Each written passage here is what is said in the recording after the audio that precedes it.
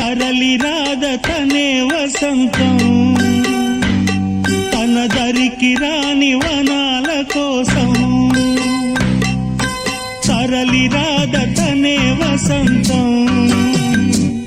తన దరికి రాని వనాల కోసం గగనాల దాకా అలసాగకుంటే మేఘాల రాగం ఇలా చేరుకోదా